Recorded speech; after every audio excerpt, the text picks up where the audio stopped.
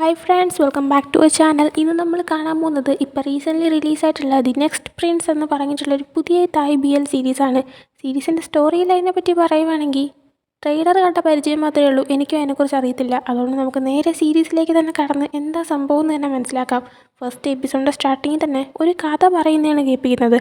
അതായത് south east ഏഷ്യയിൽ ഒരുപാട് കാലങ്ങൾക്ക് മുമ്പ് ഇമാലി എന്ന് പറഞ്ഞിട്ടുള്ള ഒരു നേഷൻ ഉണ്ടായിരുന്നു. അവിടെ തന്നെ 4 സാമ്രാജ്യം പോലെയുണ്ട്. ഓരോ സാമ്രാജ്യത്തിനും അതിനെ ഭരിക്കാനായിട്ട് ഓരോ രാജാക്കന്മാരും ഉണ്ടായിരുന്നു.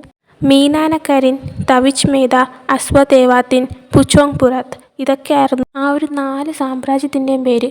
ഒരു സമയം എത്തുമ്പോഴത്തേക്കും മറ്റൊരു സാമ്രാജ്യം ഈ 4 സാമ്രാജ്യത്തിനെ അറ്റാക്ക് ചെയ്യാനായിട്ട് വരുന്നുണ്ട്. അങ്ങനെ ഈ 4 സ്ഥലം കൂടെ ആയിട്ട് ഒരു തീരുമാനം എടുക്കുന്നുണ്ട്. നമുക്കെല്ലാവർക്കും ഒത്തുചേർന്നിട്ട് ഒരൊറ്റ നേഷനായിട്ട് മാറാമെന്ന്. അതാണ് ഇമാലി.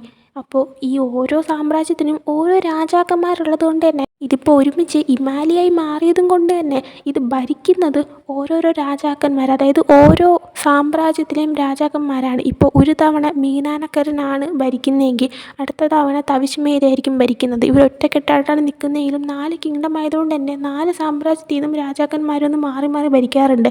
ഇപ്പോൾ ഭരിച്ചുകൊണ്ടിരിക്കുന്നത് അസ്വതേവാത്തിൻ രാജാവാണ്. അങ്ങനെ ഈ ഒരു കഥ പറഞ്ഞു കഴിയുമ്പോഴത്തേക്കും നമ്മൾ ഒരാളെ കാണിക്കുന്നുണ്ട്. ഇത് ആക്ച്വലി അയാളുടെ മകന് അയാൾ വായിച്ചു കൊടുത്തുകൊണ്ടിരുന്നൊരു കഥയാണ്. ആ മകൻ മറ്റാരുമല്ല, നമ്മുടെ ഈ സീരീസിലെ മെയിൻ ഹീറോയാണ്. എന്നാൽ ഇത് അവൻ്റെ കുട്ടിക്കാലമാണ്. നമ്മുടെ ഹീറോയുടെ പേര് കനിൻ എന്നാണ്. കനിന് ആ ഒരു കഥ വായിച്ചു കൊടുക്കുന്നതും കാണിച്ചുകൊണ്ട് ആ ഒരു സീൻ അവിടെ കട്ടാവുന്നുണ്ട്. പിന്നീട് കാണിക്കുന്നത് ഈ കഥയിൽ പറഞ്ഞ ആ ഒരു ഇമാലി എന്ന് പറഞ്ഞ സ്ഥലമാണ്. അത് കഥയല്ല, അത് റിയലായിട്ട് ഉണ്ടായിരുന്നൊരു സ്ഥലം തന്നെയാണ്. ഈ കഥയിലുള്ളതുപോലെ തന്നെയായിരുന്നു അവിടെ ശരിക്കും സംഭവിച്ച കാര്യങ്ങളും. അതായത് ഇമാലി ഇപ്പോൾ 4 സാമ്രാജ്യം ഒരുമിച്ച് ഒന്നിച്ചതാണ്. ഇപ്പോൾ അവിടെ ഭരിക്കുന്നത് അസ്വതേവാത്തിൻ എന്ന സാമ്രാജ്യത്തിലെ രാജാവാണ്. ഇപ്പോൾ കാണിക്കുന്നത് ഒത്തിരി വർഷം കഴിഞ്ഞിട്ടുള്ള കാര്യമാണ്. അതായത് നമ്മളിപ്പോൾ കണ്ട ഹീറോ ആയിട്ടുള്ള ചെക്കൻ അവനും വലുതായിട്ടുള്ള ആ ഒരു ടൈമാണ്. അതിനുശേഷം കാണിക്കുന്നത് ഒരു പയ്യനിരുന്ന് പെയിൻറ്റിങ് ചെയ്തുകൊണ്ടിരിക്കുന്നതാണ്. ആ പയ്യൻ നമ്മുടെ സീരീസിലെ അടുത്ത ഹീറോയാണ്. ആളുടെ പേര് ചരൺ എന്നാണ്. ചരൺ ഇങ്ങനെ ഡ്രോയിങ് ചെയ്തുകൊണ്ടിരിക്കുന്ന ടൈമിലാണ് അങ്ങോട്ടേക്ക് 2 ആൾക്കാർ വന്നിട്ട് രാജാവിന് അരമണിക്കൂറിനുള്ളിൽ താങ്കളെ കാണണമെന്ന് ആവശ്യപ്പെട്ടിട്ടുണ്ട് എന്ന് വന്നിങ്ങനെ അറിയിക്കുന്നത്. അങ്ങനെ ചരൺ അവൻ വന്നോളാന്ന് പറഞ്ഞിട്ട് അവൻ്റെ ഡ്രസ്സൊക്കെ ചേഞ്ച് ചെയ്ത് നേരെ കൊട്ടാരത്തിലേക്ക് ചെല്ലുന്നുണ്ട്. അവിടെ ചെല്ലുമ്പോഴത്തേക്കും ടേബിളിൽ ഡ്രിങ്ക്സൊക്കെ എടുത്ത് വെച്ചിരിക്കുന്ന കാണുന്നുണ്ട്. അത് നോക്കുമ്പോഴാണ് ആരോ തന്നെ അറ്റാക്ക് ചെയ്യാൻ വരുന്നതായിട്ട് അവന് തോന്നുന്നത്. അത് ശരിയായിരുന്നു, ഒരാൾ അവനെ അറ്റാക്ക് ചെയ്യാനായിട്ട് നിൽക്കുന്നുണ്ടായിരുന്നു. അങ്ങനെ അത് മനസ്സിലാക്കിയതുകൊണ്ട് തന്നെ അവനാണെങ്കിൽ അടി കൊള്ളാതെ ആ ആളെ തടയുന്നുണ്ട്. പിന്നെ അവർ തമ്മിൽ ഫൈറ്റ് നടക്കുകയാണ്.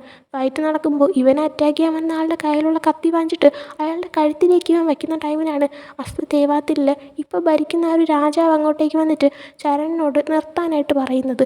എന്നിട്ട് രാജാവ് ചരണിൻ്റെ അടുത്തേക്ക് വന്നതിന് ശേഷം നിനക്കിപ്പോഴും പഴയതുപോലെ തന്നെ നല്ല കഴിവാണല്ലോ, നീയുമായിട്ട് ഇപ്പോൾ ഫൈറ്റ് ചെയ്ത ആ ഒരാളാണ് നമ്മുടെ കൊട്ടാരത്തിൽ പടയാളികൾക്ക് യുദ്ധമൊക്കെ പഠിപ്പിച്ചു കൊടുക്കുന്നത്.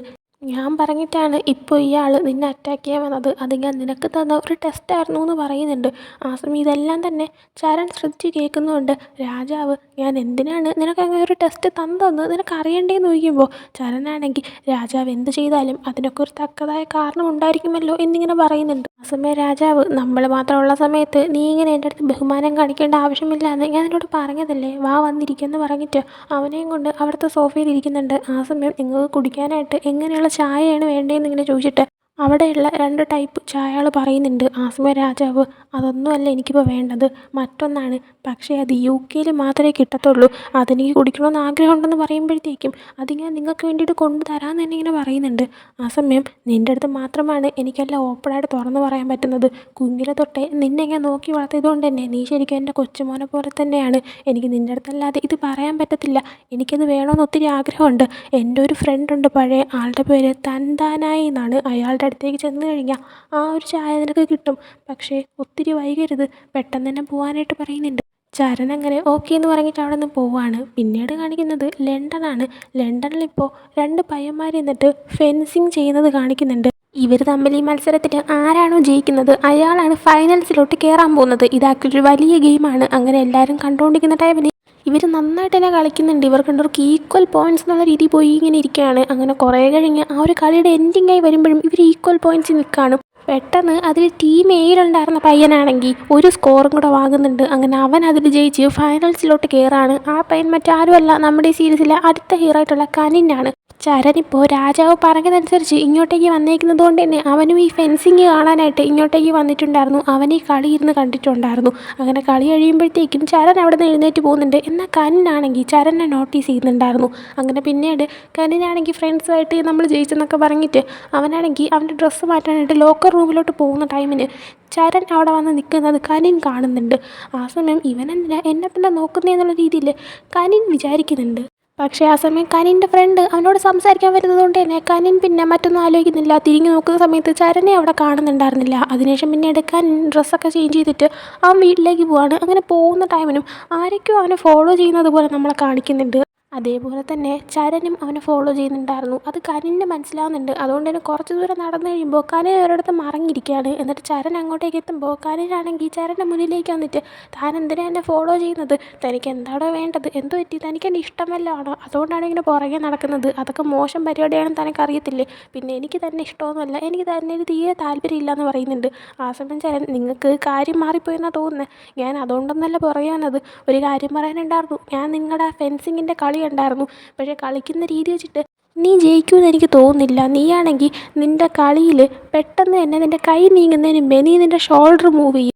അതൊക്കെ ആക്ച്വലി മിസ്റ്റേക്സ് ആണ്, നീ നന്നായിട്ട് പഠിക്കാനുണ്ട്, നിങ്ങളുടെ ഇമാലിയൻസ് ഒക്കെ ഇങ്ങനെയാണോ എന്നൊക്കെ ചോദിച്ചിട്ട് ചരൺ പോകുന്നുണ്ട്. കനിന് നല്ല ദേഷ്യം വരുന്നുണ്ട്. ഈ ഇമാലിയൻസ് എന്ന് പറയാൻ കാരണം ചരനായാലും കനിനായാലും ഇവർ രണ്ടുപേരും ഇമാലി എന്നുള്ള ഞാൻ സ്റ്റാർട്ടിങ്ങിൽ പറഞ്ഞ നേഷനിലുള്ളവരാണ്.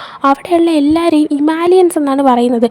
കനിനെ കുറിച്ച് പറയുകയാണെങ്കിൽ അവനും അവൻ്റെ അച്ഛനും മുമ്പ് ഇമാലിയിൽ നിന്ന് ഇങ്ങോട്ടേക്ക് വന്നതാണ്. പക്ഷെ അവർ ഇമാലിയിലുള്ള ആൾക്കാരായതുകൊണ്ട് തന്നെ അവരിപ്പോഴും ഇമാലിയൻസ് ആയിട്ടാണ് ജീവിക്കുന്നത്. അതുകൊണ്ട് തന്നെ ആ ഒരു നേഷനിലുള്ള ആൾക്കാരെല്ലാവരും ഇവിടെയുള്ള, അതായത് ഇപ്പം കനിൻ ലണ്ടനിലാണ് താമസിക്കുന്നത്, അവിടെയുള്ളവരായാൽ പോലും ഇമാലിയൻ എന്നാണ് പറയുന്നത്. കാരണം അവൻ ആ ഇമാലിയൻ ആ ഒരു വിഭാഗത്തിൽ പെട്ടതാണെന്നൊക്കെ മേ ബി പറയാം. അങ്ങനെ ഉള്ളതുകൊണ്ടാണ് അവന് ഇമാലിയൻ എന്ന് ഇപ്പോൾ ചരനും പറഞ്ഞത്.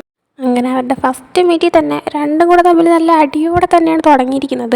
അതിനുശേഷം കനിനാണെങ്കിൽ വീട്ടിലേക്ക് ഭയങ്കര ഹാപ്പിയായിട്ട് ചെല്ലുന്നുണ്ട്. അച്ഛാ എനിക്കാണെങ്കിൽ ഫൈനൽസിൽ കയറാൻ പറ്റി എന്നൊക്കെ പറഞ്ഞുകൊണ്ട് അങ്ങനെ വീട്ടിൽ ചെല്ലുമ്പോൾ അവൻ്റെ അച്ഛൻ ഫുഡൊക്കെ പ്രിപ്പയർ ചെയ്തിട്ട് ഇങ്ങനെ ഇരിക്കുമായിരുന്നു. അങ്ങനെ അവരുടെ ഒരു ഫുഡ് കഴിക്കാനായിട്ട് ഇരിക്കുമ്പോൾ അവൻ്റെ അച്ഛൻ അവൻ കുഞ്ഞായിരുന്നപ്പോൾ തൊട്ടേ എപ്പോഴും ഇമാലി ഇമാലി ഇമാലി ഈ സ്ഥലത്തെക്കുറിച്ച് എപ്പോഴും ഓരോന്ന് പറഞ്ഞുകൊണ്ടിരിക്കും. അവൻ ഓരോന്ന് പറഞ്ഞു കൊടുത്തുകൊണ്ടിരിക്കും.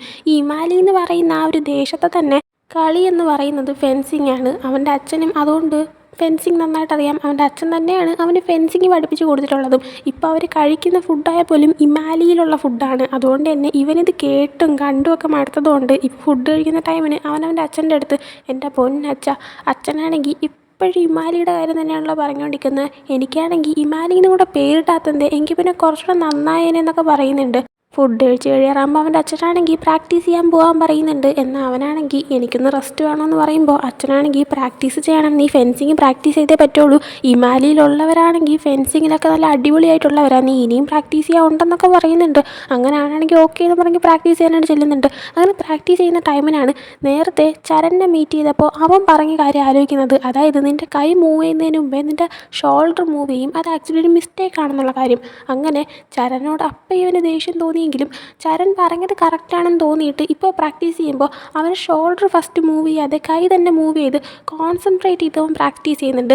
അവനത് ചെയ്തെടുക്കാനും പറ്റുന്നുണ്ട്. ആ സമയം അവൻ്റെ അച്ഛൻ അങ്ങോട്ടേക്ക് വന്നിട്ട് നിനക്ക് ഈ മിസ്റ്റേക്കുള്ള കാര്യം നീ തന്നെ സ്വയം മനസ്സിലാക്കിയാൽ നന്നായി, എനിക്കത് മുമ്പേ അറിയാമായിരുന്നു, ഞാൻ നിൻ്റെ അടുത്ത് പറയാതിരുന്നതാ, അത് നീ തന്നെ മനസ്സിലാക്കിയിട്ട് ഇപ്പോൾ തിരുത്താൻ നിൽക്കുന്നല്ലോ, വളരെ നല്ല കാര്യമെന്ന് പറയുന്നുണ്ട്. പിന്നീട് കാണിക്കുന്നത് ആ ഒരു ഫെൻസിങ് ഗെയിമിൻ്റെ ഫൈനൽസ് ആണ്.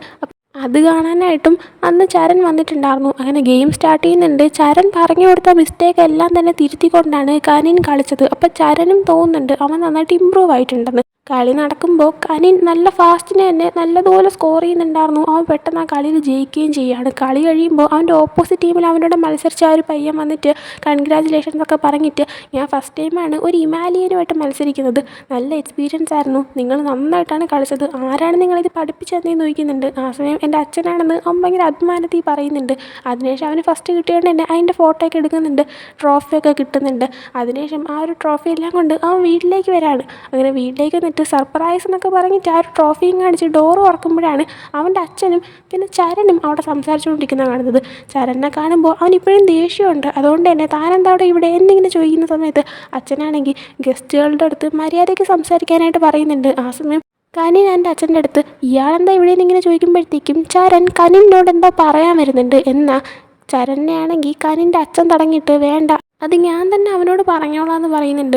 ആ സമയം കനിനാണെങ്കിൽ ഒന്നും മനസ്സിലാവാതെ എന്തോന്ന് പറഞ്ഞോളാന്ന്, ഇയാളാരാ, ഇയാളെന്തിനാ നമ്മുടെ വീട്ടിൽ വന്നേന്ന് ഇങ്ങനെ ചോദിക്കുമ്പോഴത്തേക്കും ഇതെനിക്ക് വേണ്ടപ്പെട്ട ഒരാളുടെ കൊച്ചുമോനാണ്, ഇവൻ കുറച്ച് ദിവസം നമ്മുടെ താമസിക്കുമെന്നൊക്കെ ഇങ്ങനെ അവൻ്റെ അച്ഛൻ പറയുന്നുണ്ട്. ഇത് കേൾക്കുമ്പോൾ കനിൻ്റെ തീരെ ഇഷ്ടപ്പെടുന്നില്ല. അതുകൊണ്ട് തന്നെ അവന് ഫസ്റ്റ് കിട്ടി അവൻ ജയിച്ചെന്നുള്ള കാര്യമൊന്നും അവൻ്റെ അച്ഛനോട് പറയുകയൊന്നും ചെയ്യാതെ അവർ റൂമിലേക്ക് അങ്ങ് ദേഷ്യത്തിൽ കയറി പോകുന്നുണ്ട്. അതിനുശേഷം ഡ്രസ്സൊക്കെ മാറ്റിയിട്ട് കനിൻ റൂമിൽ നിന്ന് എന്തോ ആലോചിക്കുന്നുണ്ട്. അതിനുശേഷം വെള്ളം കുടിക്കാൻ നോക്കുമ്പോൾ അവൻ്റെ കപ്പിൽ വെള്ളം ഉണ്ടായിരുന്നില്ല. അങ്ങനെ അതെടുക്കാനായിട്ട് അവൻ താഴേക്ക് പോകുമ്പോഴാണ് ചരൺ അങ്ങോട്ടേക്ക് വരുന്നത് കാണുന്നത്. അങ്ങനെ ചരണിനെ കാണുമ്പോൾ എങ്ങോട്ട് ഇറങ്ങി പോവാ, റൂമിലിരുന്നാൽ പോരെ എന്നിങ്ങനെ ചോദിക്കുന്നുണ്ട്.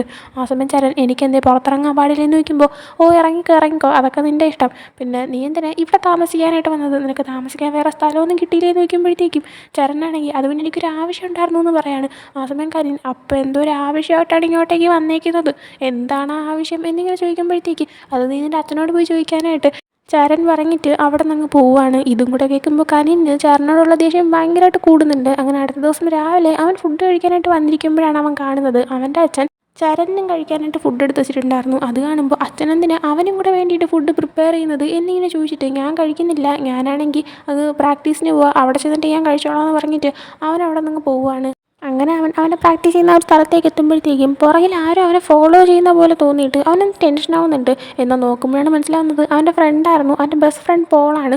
പോൾ അവനെ പുറകെ വന്നിങ്ങനെ പേടിപ്പിക്കാൻ നോക്കിയതാണ്. അവനിങ്ങനെ ടെൻഷനായി നിൽക്കുന്നതാണ്. അപ്പോൾ പോളാണെങ്കിൽ ചിരിച്ചിട്ട് നീ അത്രയ്ക്ക് പേടിച്ചോ എന്നൊക്കെ ചോദിക്കുന്നുണ്ട്.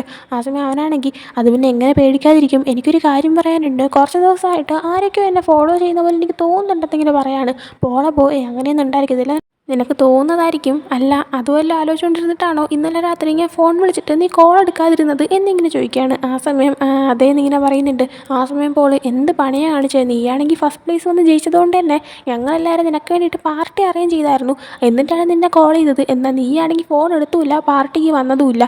ഇന്നും ഒരു പാർട്ടി അറേഞ്ച് ചെയ്യാമെങ്കിൽ നിനക്ക് വേണ്ടിയിട്ട് നടത്തുന്ന പാർട്ടിയാണ്, ഇന്ന് എന്തായാലും നീ വന്നേ പറ്റുള്ളൂ എന്ന് പറയുന്നുണ്ട്. ആ സമയം ഞാൻ ഉറപ്പായിട്ടും വരാമെന്ന് കനിനും തിരിച്ച് പറയുന്നുണ്ട്. ആ ഒരു ടൈമിലാണ് ചരൺ അങ്ങോട്ടേക്ക് വരുന്നത്. ചരണിനെ കാണുമ്പോൾ കനിനാണെങ്കിൽ നീ ഇവിടെ എന്താ ചെയ്യുന്നതെന്ന് ഇങ്ങനെ ചോദിക്കുന്നുണ്ട്. ആ സമയം പോള് ഇതാരാ നോക്കുമ്പോഴത്തേക്കും ചരനാണെങ്കിൽ ഞാൻ കനിൻ്റെ ഫ്രണ്ടാണെന്ന് പറഞ്ഞിട്ട് സ്വയം പരിചയപ്പെടുത്തുന്നുണ്ട്. ആ സമയം കനിനാണെങ്കിൽ ഫ്രണ്ടോ ഏത് വകയിൽ എന്നുള്ള രീതിയിൽ തിരിച്ച് ചോദിച്ചുകൊണ്ടിരിക്കുന്നുണ്ട്. ആ സമയം ചരനാണെങ്കിൽ പോളിൻ്റെ അടുത്ത് കനിനുമായിട്ട് ഇന്നൊരു രാത്രി പാർട്ടി സെറ്റാക്കുന്നില്ലേ, അതിൽ ഞാനും വന്നോട്ടെ എന്ന് ചോദിക്കുന്നുണ്ട്. ആ സമയം കനിനാണെങ്കിൽ പോളിനെ നോക്കിയിട്ട് പറ്റത്തില്ല എന്ന് പറ എന്നുള്ള രീതിയിൽ ആക്ഷൻ കാണിക്കുന്നുണ്ട്. എന്നാൽ പോളാണെങ്കിൽ വന്നോ എന്നൊക്കെ ഇങ്ങനെ പറയുന്നുണ്ട്. അങ്ങനെ ചരനാണെങ്കിൽ ഓക്കെ എന്നിങ്ങനെ പറയുന്നുണ്ട്. അങ്ങനെ പിന്നീട് അവർ നേരെ പാർട്ടി നടക്കുന്ന സ്ഥലത്തേക്കാണ് പോകുന്നത്. അവിടെ ചെന്ന് കഴിയുമ്പോഴത്തേക്കും ഇവർക്ക് സമാന്ത എന്ന് പറഞ്ഞിട്ടൊരു ഫ്രണ്ട് ഉണ്ട്. അപ്പോൾ ആ ഒരു പെൺകുട്ടിയാണ് ഈ ഒരു രണ്ടാമത്തെ പാർട്ടി ഇവിടെ ഇപ്പോൾ കനിന് വേണ്ടിയിട്ട് അറേഞ്ച് ചെയ്തേക്കുന്നത്. അങ്ങനെ സമാന്തയും പോളും പിന്നെ കനിനൊക്കെ സംസാരിച്ചുകൊണ്ടിരിക്കുന്ന ടൈമിന് അങ്ങോട്ടേക്ക് ചരനും ജോയിൻ ചെയ്യുന്നുണ്ട്. അങ്ങനെ ചരനൊക്കെ ആയിട്ട് സംസാരിച്ചുകൊണ്ടിരിക്കുന്ന സമയത്ത് സമാന്തയാണെങ്കിൽ കനിൻ്റെ അടുത്ത് നിനക്ക് ഇത്രയും ഹാൻസം ആയിട്ടുള്ളൊരു ഫ്രണ്ട് ഉണ്ടെന്ന് നീ എൻ്റെ അടുത്ത് പറഞ്ഞിട്ടില്ലല്ലോ, അവൻ നിൻ്റെ ടൈപ്പ് തന്നെയാണല്ലോ എന്നൊക്കെ ഇങ്ങനെ പറയുന്നുണ്ട്. ആ സമയം ചരൻ അത് കേൾക്കുന്നുണ്ടായിരുന്നു. അത് മനസ്സിലാകുമ്പോൾ കനിനാണെങ്കിൽ സമാന്തയുടെ അടുത്ത് ഒന്നും മിണ്ടാതിരിക്കാനായിട്ട് പറയുന്നുണ്ട്. അതിനുശേഷം പിന്നീട് നമുക്ക് അകത്ത് പോയി ഒരു ഗെയിമൊക്കെ കളിക്കാമെന്ന് പറഞ്ഞിട്ട് ഇവരെല്ലാവരും ചെന്നിരിക്കുന്നുണ്ട്. അങ്ങനെ അകത്ത് വന്നിരിക്കുമ്പോഴത്തേക്കും നമുക്കെല്ലാവർക്കും കളിക്കാമോ, ആരൊക്കെ കളിക്കാനുണ്ട്, കനിൻ ചരൻ നിങ്ങളൊക്കെ വരുന്നുണ്ടോ എന്ന് ചോദിക്കുന്നുണ്ട്. ആ സമയം ചരൻ ഞാൻ കളിക്കാമെന്ന് പറയുന്നുണ്ട്. എന്നാൽ കനിനാണെങ്കിൽ വേണേ കളിക്കാം എന്നുള്ള രീതി ഇരിക്കുന്നുണ്ട്. അതിനുശേഷം മറ്റൊരു ഫ്രണ്ട് എന്ത് കളിയാണെന്ന് പറയുന്നുണ്ട്. പോക്കി ഗെയിമാണ്, നിങ്ങളെല്ലാവരും എവിടെയെങ്കിലും കണ്ടിട്ടുണ്ടായിരിക്കും, അതായത് ഒരു ചോക്ലേറ്റ് സ്റ്റിക്ക് രണ്ട് സൈഡിൽ നിന്നും ഇങ്ങനെ രണ്ടുപേരെ കടിച്ചു വെച്ചേക്കും, എന്നിട്ട് അത് കഴിച്ച് ഭയങ്കര ഷോർട്ടാക്കണം, അതാണ് പോക്കി ഗെയിം. അപ്പോൾ അതിൽ ആരൊക്കെ മത്സരിക്കുന്നുണ്ടെന്നിങ്ങനെ ചോദിക്കുമ്പോഴത്തേക്കും കനിനാണെങ്കിൽ ഞാനില്ല എന്ന് പറയുന്നുണ്ട്. എന്നാൽ അവൻ്റെ ഫ്രണ്ടാണെങ്കിൽ ഇല്ല നീ ഉണ്ട്, നീ എന്തായാലും ഉണ്ടെന്ന് പറഞ്ഞിട്ട് അവനെ പിടിച്ച് കയറ്റുന്നുണ്ട്. പിന്നെ ഉള്ളത് സമാന്തയാണ്. അപ്പോൾ ഇവരുടെ കൂടെ ആ ഒരു ഗെയിം കളിക്കാനായിട്ടുള്ള ആളെ ഇനി ചൂസ് ചെയ്യണം. അതിന് വേണ്ടിയിട്ട് ഈ രണ്ടുപേരും ബോട്ടിൽ കറക്കണം, അത് ആരെയിലാണ് വന്ന് നിൽക്കുന്നത് അയാളായിരിക്കും കൂടെ നിന്നിട്ട് ആ കളി കളിക്കുന്നത് എന്നിങ്ങനെ പറയുന്നുണ്ട്. അങ്ങനെ സമാന്ത കറക്കുമ്പോൾ വന്ന് നിൽക്കുന്നത് പോളിലാണ്. ആ സമയം പോൾ എനിക്കൊന്നും താല്പര്യമില്ല എന്ന് പറയുന്നുണ്ട്. ആ സമയം സമാന്ത പിന്നെ എനിക്ക് ഭയങ്കര താല്പര്യമില്ല, എനിക്ക് നിൻ്റെ കൂടെ ഗെയിം കളിക്കാനേ ഇഷ്ടമല്ല എന്ന് പറയുന്നുണ്ട്. എന്നാൽ അവർ രണ്ടുപേരും ഒരുമിച്ച് ചൂസ് ആയതുകൊണ്ട് തന്നെ അവർ രണ്ടുപേരും ഒരുമിച്ച് ടീമായിട്ട് കളിക്കേണ്ടി വരാണ്. അടുത്ത് കനിനാണെങ്കിൽ ബോട്ടിൽ സ്പിൻ ചെയ്യുമ്പോൾ വന്ന് നിൽക്കുന്നത് ചരൻ്റെ അടുത്ത് തന്നെയാണ്. കനിന് വലിയ താല്പര്യമില്ല, എന്നാലും അവനാണെങ്കിൽ ഗെയിമിലൊക്കെ ജയിക്കണം എന്നുള്ളൊരു വാശിയുണ്ട്. അതുകൊണ്ട് തന്നെ ചരനാണെന്നൊന്നും നോക്കാതെ നമുക്കിത് കളിക്കാന്നുള്ള രീതി തന്നെ നിൽക്കുന്നുണ്ട്. ചരനും അപ്പോൾ എനിക്കും വാശിയാണ്, എങ്ങനെയും ജയിച്ചേ പറ്റുള്ളൂ എന്നാണ്. അപ്പോൾ ഈ രണ്ട് ടീമും കളിക്കുമ്പോൾ അവരാണെങ്കിൽ രണ്ട് സൈഡിൽ നിന്ന് കഴിച്ച് വന്നിട്ട് ഏത് ടീമിനാണോ ഏറ്റവും ചെറിയ സ്റ്റിക്ക് കിട്ടുന്നത് അവരായിരിക്കും ജയിക്കുന്നത്. അങ്ങനെ ആ ഒരു കളി സ്റ്റാർട്ടാകുന്നുണ്ട്. കളിച്ചിങ്ങനെ വരുമ്പോഴത്തേക്കും സമാന്തയും പോളും കുഴപ്പമില്ലാതെ തന്നെ ഭയങ്കര ക്ലോസായി വരുന്നുണ്ട്. എന്നാൽ കുറച്ച് ദൂരം എത്തുമ്പോഴത്തേക്കും പെട്ടെന്ന് തന്നെ ചരൺ നീങ്ങി പോകാൻ നിൽക്കുകയാണ്. എന്നാൽ കനിന് ജയിക്കണം എന്നുള്ളൊരു വാശിയുള്ളതുകൊണ്ട് തന്നെ ചരണിനെ വിടാതെ അവനെ പിടിച്ചു വെച്ചിട്ട് ക്ലോസായി ചെല്ലുന്നുണ്ട്. അവരുടെ ലിപ്സ് ടച്ച് ആവുന്നുണ്ട്. ടച്ച് ആവുക മാത്രമല്ല കിസ്സ് പോലെ തന്നെ ആവുന്നുണ്ടായിരുന്നു. അങ്ങനെ ആ ഒരു കളി കഴിയുമ്പോൾ അവർ തന്നെ ജയിക്കുന്നുണ്ടായിരുന്നു. അതിനുശേഷം ചരനാണെങ്കിൽ പുറത്ത് വിട്ട് എന്തോ ആലോചിച്ചുകൊണ്ടിരിക്കുമ്പോൾ കനിൻ അങ്ങോട്ടേക്ക് വന്നിട്ട് എന്താ ആലോചിച്ചുകൊണ്ടിരിക്കുന്ന ആ ഒരു കിസ്സാണോ, അത് ജസ്റ്റ് ഒരു ഗെയിമായിരുന്നു, അത് വിട്ടുകളയാനായിട്ട് പറയുന്നുണ്ട്. ആ സമയം ചരൻ അതങ്ങനെ വിട്ടുകളയാൻ പറ്റത്തില്ല എന്ന് പറയുമ്പോൾ കനിനാണെങ്കിൽ അതെന്താ ഒരു കിസ്സെന്ന് വെച്ചാൽ ജസ്റ്റ് ഒരു കിസ്, അതിൽ സ്പെഷ്യലായിട്ട് വേറൊന്നും ഇല്ലല്ലോ എന്ന് പറയുന്നുണ്ട്. ആ സമയം ചരനാണെങ്കിൽ പക്ഷേ ഹിമാലയൻസിന് അങ്ങനെയല്ല, ഹിമാലയൻസിൻ്റെ ഇടയിൽ ഈ കിസ്സെന്ന് പറഞ്ഞാൽ കുറച്ചുകൂടെ പ്രധാനപ്പെട്ട ഒന്നാണ്. ഹിമാലയൻ കിസ്സിൻ്റെ കഥ നിനക്കറിയാമോ, അതറിയാത്തത് കൊണ്ടാണ് എന്നിങ്ങനെ പറയുന്നുണ്ട്. ആ സമയം അതെന്തേലും ആവട്ടെ, ഞാൻ പോയി എൻ്റെ ബാഗ് എടുത്തിട്ട് വരാം, എന്നിട്ട് നമുക്ക് വീട്ടിൽ പോകാമെന്ന് പറഞ്ഞിട്ട് കനിനാണെങ്കിൽ ബാഗ് എടുത്തിട്ട് വന്നിട്ട് അവരുടെ നേരെ വീട്ടിലേക്ക് ചെല്ലുന്നുണ്ട്. അപ്പോൾ ഇതിങ്ങനെ പാർട്ടിക്ക് പോയതുകൊണ്ട് തന്നെ വീട്ടിലെത്താൻ ലേറ്റ് ആയിട്ടുണ്ടായിരുന്നു. അങ്ങനെ വീട്ടിലെത്തുമ്പോൾ അവൻ്റെ അച്ഛൻ എങ്ങോട്ട് പോയതാണെന്നൊക്കെ ചോദിക്കുമ്പോഴത്തേക്കും അതിന് പോളിൻ്റെ കൂടെയൊക്കെ ഒരു പാർട്ടിക്ക് പോയതാണെന്ന് പറയുന്നുണ്ട്. അതേസമയം ചരൺ നേരത്തെ ആ ഒരു പറഞ്ഞ ഹിമാലയൻ കിസിൻ്റെ കഥ അതെന്താണെന്ന് അറിയണമെന്ന് കനിന് ഭയങ്കര ആഗ്രഹം ഉണ്ടായിരുന്നതുകൊണ്ട് തന്നെ അവനൊരു അച്ഛൻ്റെ അടുത്ത് അച്ഛാ ഈ ഹിമാലയൻ കിസിൻ്റെ കഥ എന്താ എന്നിങ്ങനെ ചോദിക്കുന്നുണ്ട്. അത് കേൾക്കുന്നതും പെട്ടെന്ന് തന്നെ ചരൺ അവിടെ നിന്ന് എസ്കേപ്പ് ആവാണ്. ആ സമയം കനിൻ്റെ അച്ഛൻ അതിപ്പോൾ എന്തിനാ നീ അറിയുന്നതെന്ന് ചോദിക്കുന്നുണ്ട്. ആ സമയം കനിൻ അത് പിന്നെ അച്ഛനാണെങ്കിൽ ഞാൻ കുഞ്ഞായിരുന്നപ്പോൾ തൊട്ടേ ഹിമാലയയുടെ എല്ലാ കാര്യങ്ങളും എനിക്ക് പറഞ്ഞു തരുമായിരുന്നു. എന്നാൽ ഈ ഒരു കിസ്സിൻ്റെ കാര്യം മാത്രമേ എനിക്ക് പറഞ്ഞു തന്നിട്ടില്ലല്ലോ, എനിക്കത് അറിയണമെന്ന് ആഗ്രഹമുണ്ട്, പറഞ്ഞു തരാനായിട്ട് പറയുന്നുണ്ട്. ആ സമയം അച്ഛനാണെങ്കിൽ അതെന്താണെന്ന് വെച്ച് കഴിഞ്ഞാൽ ഹിമാലയൻസ് ആയിട്ടുള്ള ആരെങ്കിലും ഒരാളെ കിസ് ചെയ്യുന്നുണ്ടെങ്കിൽ അതിൻ്റെ അർത്ഥം അവർ ലവിൻ്റെ ഒരു പ്രോമിസ് കൊടുക്കുന്നതെന്നാണ്. അതായത് മരണം വരെ അവർ തമ്മിൽ വേർപിരിയത്തില്ല, അത്രയും സ്ട്രോങ് ആയിരിക്കും അവരുടെ റിലേഷൻ എന്നാണ് അതിൻ്റെ അർത്ഥം എന്ന് പറയുന്നുണ്ട്.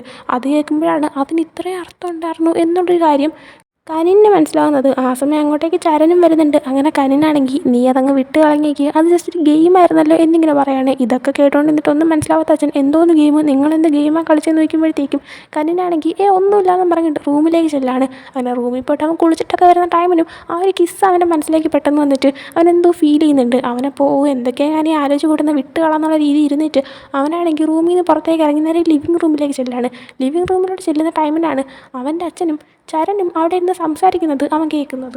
അവർ സംസാരിക്കുന്നത് എന്താണെന്ന് വെച്ച് കഴിഞ്ഞാൽ ചരനാണെങ്കിൽ എന്തോ പറയുമ്പോൾ കനിൻ്റെ അച്ഛൻ അവൻ്റെ അടുത്ത് ഇല്ല വേണ്ട, അവനെ ഇപ്പോഴങ്ങനെ വിടണമെന്നൊക്കെ ചോദിക്കുന്നുണ്ട്. ആ സമയം ചരനാണെങ്കിൽ ഇപ്പം തന്നെ സമയമാവുന്നുണ്ട്, രാജാവ് അതല്ലേ അറിയിച്ചിരിക്കുന്നത്, അപ്പം പിന്നെ എന്തായാലും പോയേ പറ്റുള്ളൂ, അശ്വദേവാത്തിൻ്റെ ഒരേ ഒരു കൊച്ചുമോനായ സ്ഥിതിക്ക് അങ്ങോട്ടേക്ക് ചെന്നേ പറ്റുള്ളൂ എന്ന് പറയുന്നുണ്ട്. ആ സമയം അവൻ്റെ അച്ഛനാണെങ്കിൽ ഞാനത് അവൻ്റെ അടുത്ത് എങ്ങനെ പറയും, ഇത്രയും വർഷം എൻ്റെ മോനെ പോലെയല്ലേ ഞാനാണ് വളർത്തിയെന്നൊക്കെ പറയുന്നുണ്ട്. ഇതൊക്കെ കേൾക്കുമ്പോഴത്തേക്കും എന്തോ ഷോക്ക് പോലെ തോന്നുന്നുണ്ട് കനിന്. കാരണം മോനെ പോലെ അല്ലേന്ന് വളർത്തിയതെന്ന് പറയുമ്പോഴത്തേക്കും അത് അയാളുടെ മോനല്ല എന്നല്ലേ അർത്ഥം. അപ്പോൾ അതൊക്കെ കേൾക്കുമ്പോഴത്തേക്കും എന്താ സംഭവം എന്നറിയാനായിട്ട് കനിൻ അവരുടെ മുന്നിലേക്ക് വന്നിട്ട് എന്തിനെക്കുറിച്ചാണ് നിങ്ങൾ സംസാരിക്കുന്നത്, എന്തൊക്കെയാണ് പറയുന്നതെന്ന് ചോദിക്കുന്നുണ്ട്. ആ സമയം അവർ രണ്ടുപേരും എഴുന്നേറ്റിരുന്നിട്ട് ഇനിയൊന്നും മറച്ചു വെക്കേണ്ട എന്നുള്ള രീതിയിൽ തീരുമാനിച്ചതുകൊണ്ട് തന്നെ ചരനാണെങ്കിൽ കനിൻ്റെ അടുത്ത് നീ അശ്വദേവാത്തിൻ്റെ ഒരേ ഒരു കൊച്ചുമോനാണെന്ന് പറയുന്നുണ്ട്. ആ സമയം കനിൻ എന്തൊക്കെയാണ് താനീ പറയുന്നതെന്ന് ചോദിക്കുന്നുണ്ട്.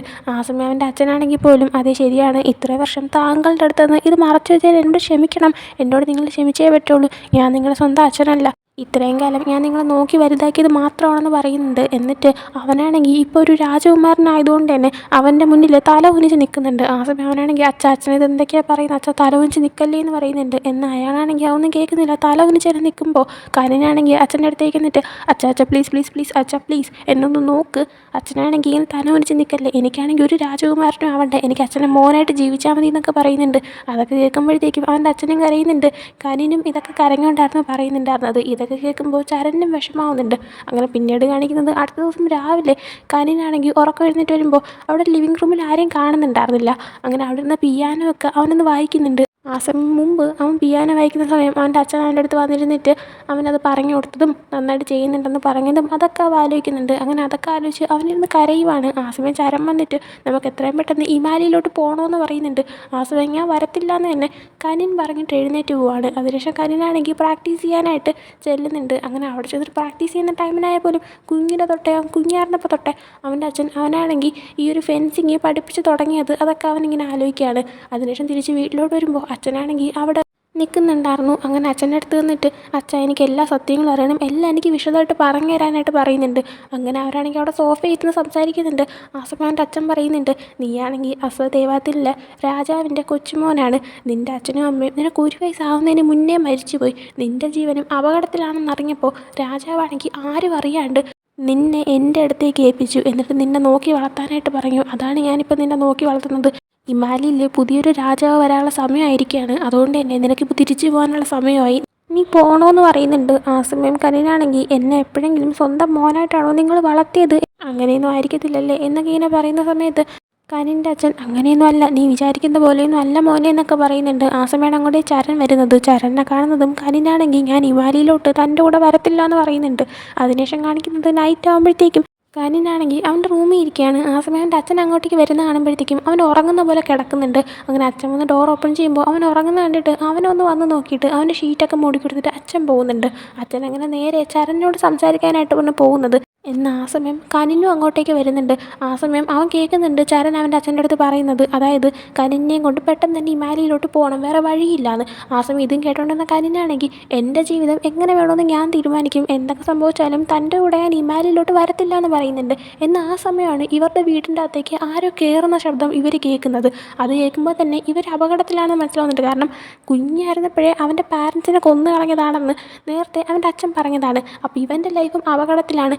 ആരൊക്കെയോ ഇവനെയും കൊല്ലാനായിട്ട് നടക്കുന്നുണ്ട്. അതുകൊണ്ട് തന്നെ ഇപ്പോൾ വീടിൻ്റെ അകത്ത് ആരോ കയറുന്ന ശബ്ദം കേൾക്കുമ്പോഴത്തേക്കും പെട്ടെന്ന് തന്നെ അവൻ്റെ അച്ഛനും ചരനും കൂടെ ആയിട്ട് കനിനെ പ്രൊട്ടക്റ്റ് ചെയ്ത് നിർത്താണ്. എന്നിട്ട് ആ കയറി വരുന്ന ആൾക്കാരുമായിട്ട് അച്ഛനും ചരനും കൂടെ ഫൈറ്റ് ചെയ്യുന്നുണ്ട്. അങ്ങനെ അവരെ കടിച്ചിട്ട് കഴിയുമ്പോഴത്തേക്കും ചരനാണെങ്കിൽ കനിനെയും കൊണ്ട് വാ നമുക്ക് പോകാമെന്ന് പറഞ്ഞിട്ട് അവനെ വലിച്ചുകൊണ്ട് പോവാണ്. അങ്ങനെ ഡോർ ഓപ്പൺ ചെയ്യുമ്പോൾ ഡോറിൻ്റെ പുറത്തും ആൾക്കാർ നിൽപ്പുണ്ടായിരുന്നു. എന്നാൽ അവരുടെ കയ്യിൽ തോക്കുണ്ടായിരുന്നു. ആ സമയം പെട്ടെന്ന് കനിനെ മാറ്റി നിർത്തിയിട്ട് അച്ഛനും ചരനും കൂടെ വീണ്ടും ഫൈറ്റ് ചെയ്യാണ്. എന്നാൽ പെട്ടെന്ന് ഒരു വെടി വയ്ക്കുന്ന ശബ്ദം കേൾക്കുന്നുണ്ട്. ആ ഡിറക്ഷനിലോട്ട് നോക്കിയിട്ട് കനിൻ ഷോക്കാവുകയും ചെയ്യാണ്. അങ്ങനെ അതും കാണിച്ചുകൊണ്ട് ഈ ഒരു എപ്പിസോഡിലൂടെ എൻ്റെ ആകുന്നുണ്ട്. അപ്പോൾ ഈ ഒരു എപ്പിസോഡ് നിങ്ങൾക്ക് ഇഷ്ടപ്പെട്ടെങ്കിൽ ലൈക്ക് ചെയ്യുക, ഷെയർ, സബ്സ്ക്രൈബ് ചെയ്യുക. നെക്സ്റ്റ് റിട്ടേൺ വരെ ബൈ.